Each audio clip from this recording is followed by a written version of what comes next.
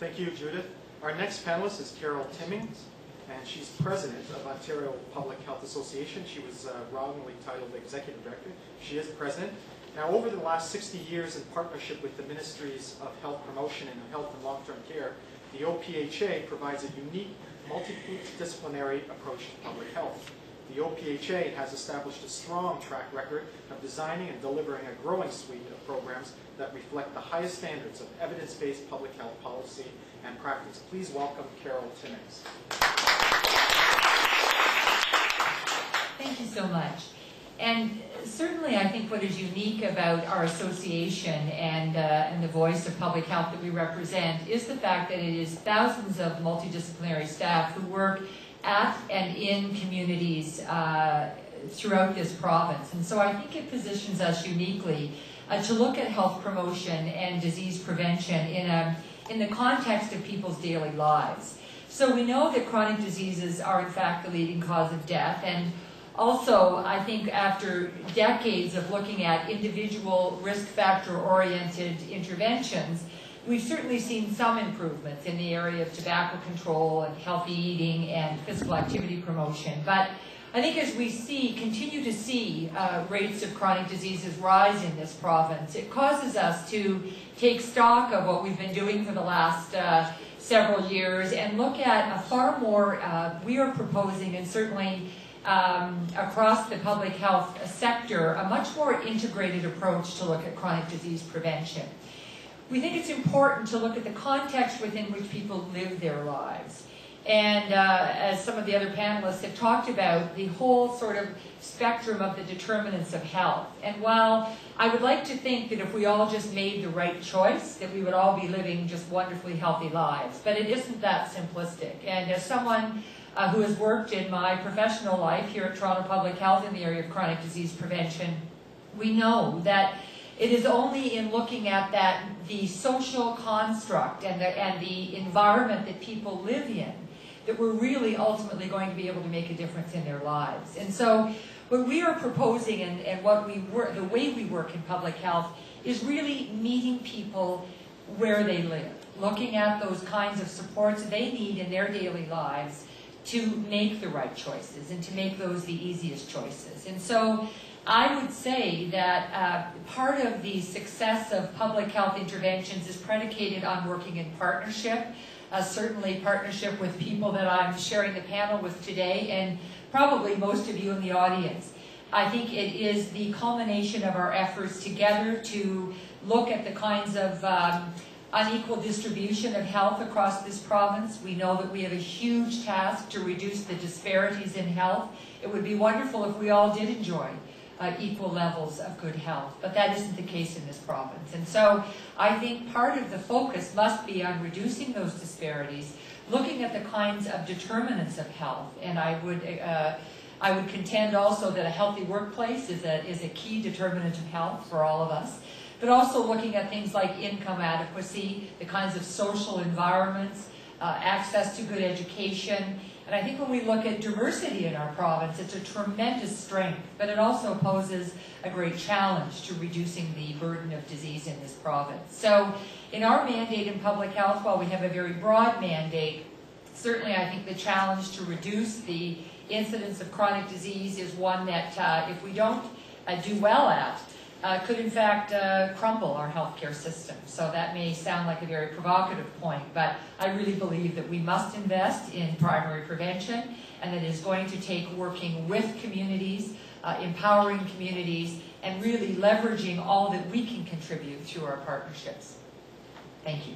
Thank you very much, Carol. And what we're going to be doing now, we're going to open up the panel to the questions. A number of them have come through already through our announcements through the webcast. Now, any people on the floor who have a question, the lady to your left, you could wave your hand, Bernadette, and she has a mic. Just raise your hand, and she'll come to you, and when I point to you, you can start talking into the mic. But I'd like to start with the first webcast question that came in, several of them on the same theme, and it's directed to the ministry, and it is, what are the priorities? What priorities is the ministry contemplating for the future? And it goes on to contend we've had smoking cessation, obesity campaigns, etc., and maybe they're trying to get a bit of a a little look into the crystal ball, is there any other new programs or things that the ministry are looking at for the future? Thanks. I mentioned some of our priorities already, but I'd like to actually highlight a couple of areas which I think also speak to some of the points that my panelists have made. One is in the area of chronic disease prevention management, starting with diabetes. And so we are working very closely with the Ministry of Health and Long-Term Care, and we're working on the prevention end. And I think to the point of both the workplace as an important setting and also Carol's point about the diversity of our population, we're focusing our efforts on those populations that are actually at the highest risk of getting diabetes. And in many cases, they are some of our racial ethnic groups, such as Asians, South Asians, Aboriginal peoples, but also people of low income. So we've got a fairly targeted approach, working initially with 3 of the public health units that actually have a lot of experience in this area, Peel, Toronto, as well as the Northwest region. And as part of those initiatives, they're very much focused, and I think to Carol's point about a holistic approach in terms of where people live, but it's also if certain populations, how do they get information? Who do they trust as key influencers?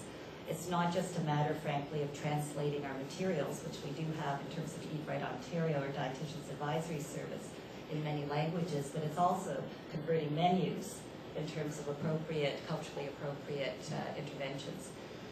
In the area of workplace, we are also working with some of the public health units because, as Carol mentioned, they do have a history of working in the workplace setting, and again, reaching those workplaces perhaps that have higher populations or higher concentrations of people that are at risk of diabetes. So that's a big priority for us this year. Another area, if I might mention, is our after-school strategy, which is part of our efforts to deal with childhood obesity, but it's also contributing to the province's poverty reduction strategy. So I would say stay tuned for announcements in that area. No announcements here then? No. No? Okay, I tried.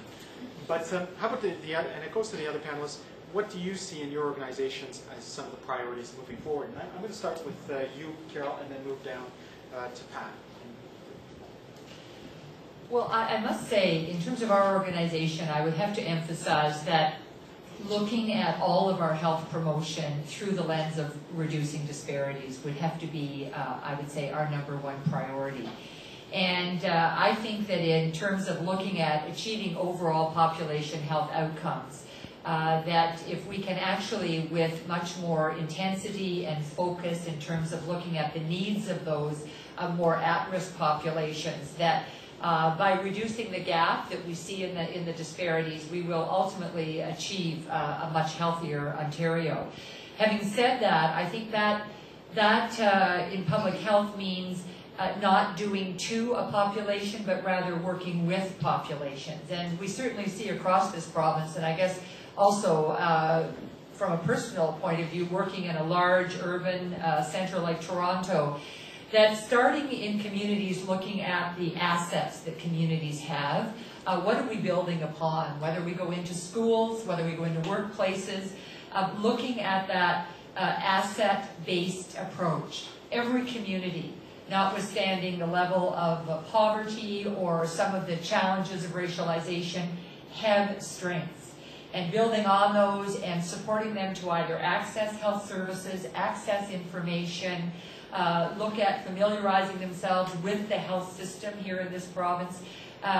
So I have to say that would be a key priority of public health across Ontario. And the other one, I think, is looking at partnerships. We can't do this alone, and working in partnership with other levels of government across sectors would be another. Many of the solutions to our health problems actually rest outside of the health sector. And I think we all have to think about that. And so working laterally and reaching out and engaging others in a much more active way would be another key priority of the Ontario Public Health Association, and I would like to think of all the local health units across Ontario. Well, before that, Carol, could you give an example then, outside of the health, working with government as partnerships? Yes, I think education sector is key. I think working with corporate sector is key. I believe that when you look at our